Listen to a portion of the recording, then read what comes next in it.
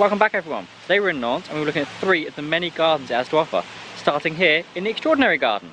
So the Extraordinary Garden is built in an abandoned quarry, which I think is a brilliant idea because obviously it's a massive scar on the landscape, it looks horrible, does nothing for the environment. And to build all of this, plant all of this nature here, birds, insects and people get to enjoy a natural space rather than just having this horrible rocky hole in the ground.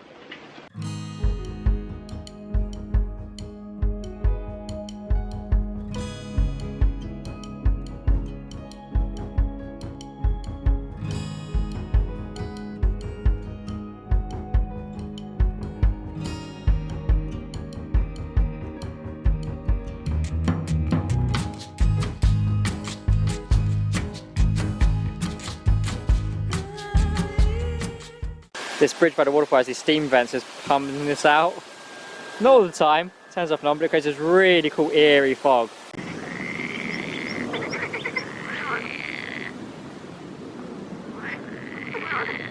Just hear lots of frogs in here.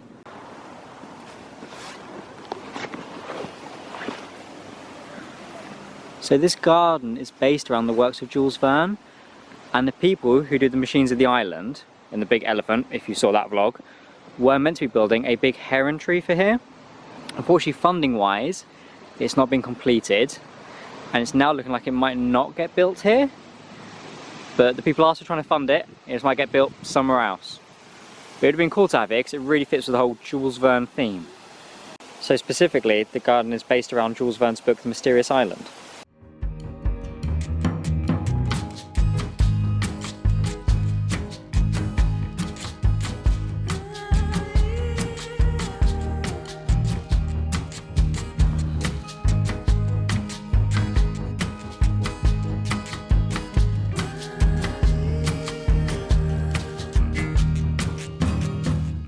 There's loads of little trails you can follow around through the woods, and like you have to duck down some of them quite low.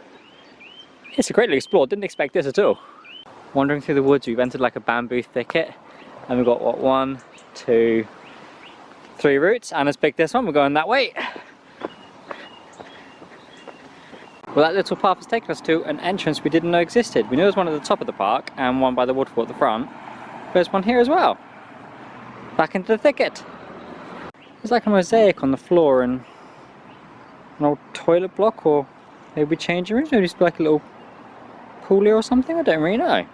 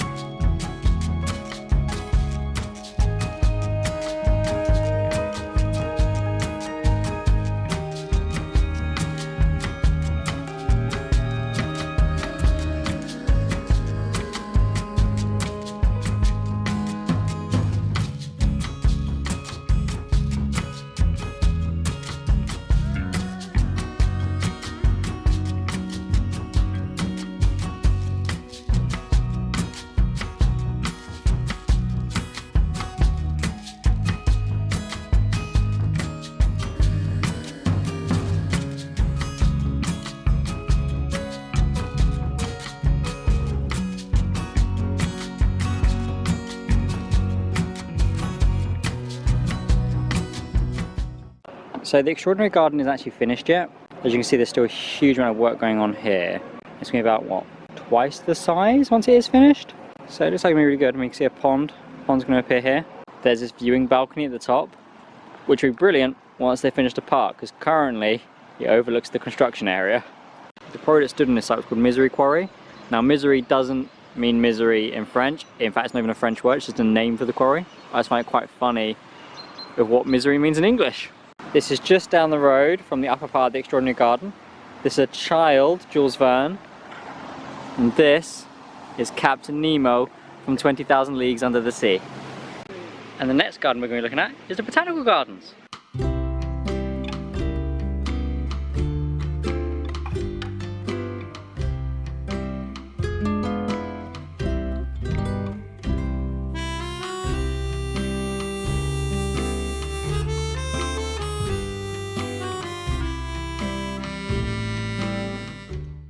The Botanical Garden has a range of greenhouses.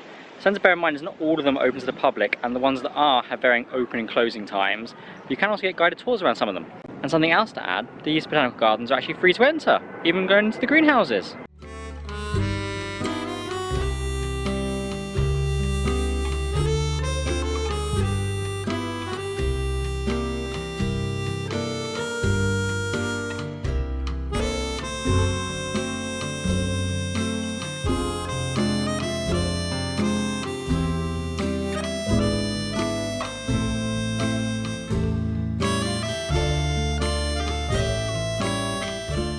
This is a mechanical greenhouse. It was actually built by one of the co-founders of the Machines of the Islands. So if anyone's seen the elephant vlog I did on Nantes, elephants and machines, one of the designers of that. It was built to recognise the 200th year of the Natural History Museum. So if anyone's seen my Natural History Museum of Nantes vlog, it's that building this is in honour of.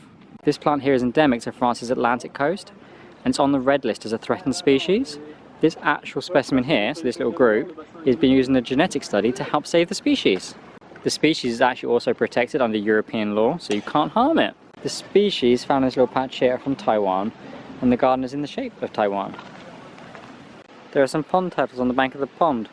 They have a sign up warning you not to walk on this, because obviously the algae bloom, it could look like grass, and it's just water.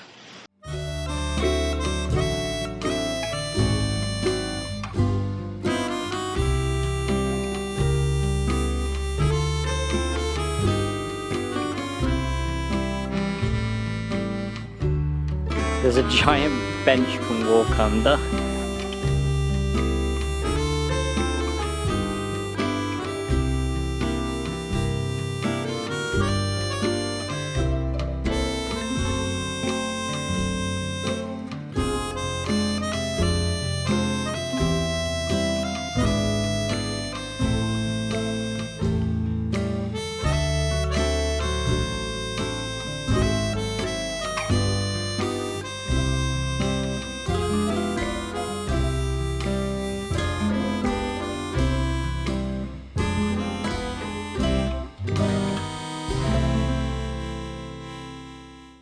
This is a bust of Dr. Ecocha, founder of this garden. Weirdly on the plaque, he passed away because he was doing some work with the students in the grass, got bitten by an adder, and was so determined to continue teaching the class that he refused to get medical treatment and then passed from the venom. Dedication. And for anyone visiting with children, there is a really cool playground here with all these plant pots. They're like giant new little catacomb tunnels you can go through, so in one and out another. There's this little doorway in this big wall that you can go through.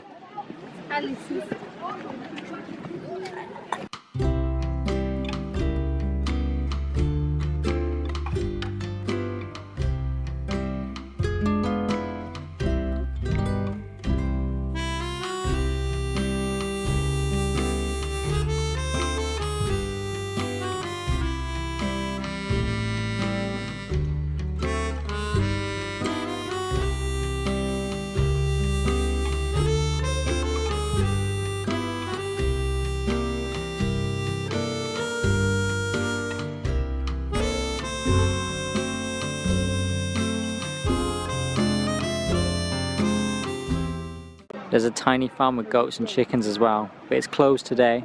We can see them over the fence. When it's open, the farm has a really cool entrance for the kids, or the adults if you're feeling fit enough.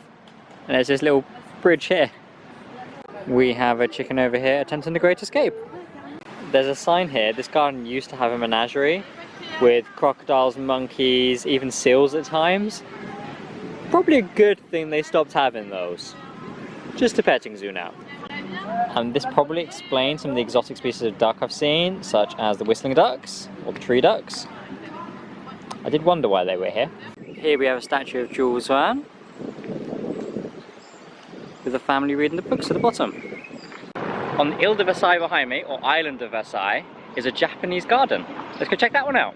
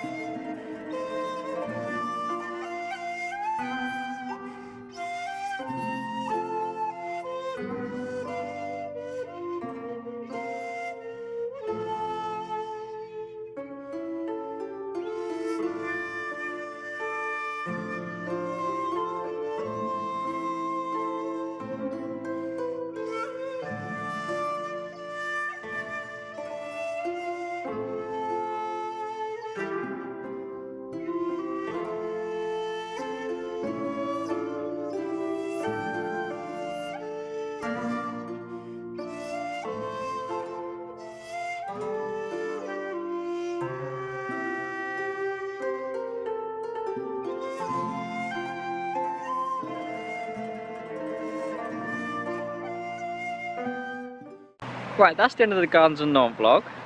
We only looked at 3 of the many gardens they have. I must admit, the Extraordinary Garden really impressed me. The little steam vents, the waterfall in the middle of a city, that's incredible. And once they finish it and have that whole other half, it's going to be even better. Now, so you can walk around the top of it, so you can look down on it. Yeah, really impressed by that one. The Botanical Garden is lovely. It's so spacious, and the waterfowl in there, beautiful to see. Different species from a variety of different places around the world. So that's one amazing thing to see in there. And the glass houses, obviously a lot of them are closed to the public, but they're doing a lot of research with them by the sounds of it as well, so that's top notch. As far as you can go around, just make sure you check ahead of time to see when they're open. You can get a guided tour and things.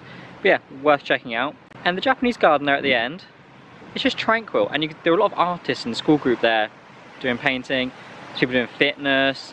It's a very peaceful garden, nice Japanese architecture around, Japanese plants, really keeps to its theming, a nice tranquil walk. There are loads of other gardens around here, so this is by no means the full amount of what Nantes has to offer, so do check them out. And I do hope to come back one day and check the Extraordinary Garden out once it's finished, because I imagine it's going to be even better. Just those small amount of trails you can go around at the moment in such a small space, and they've made the absolute most of it, so when it's complete, it's going to have a lot more. But yeah, thanks for joining me guys, I hope to see you next time. Bye!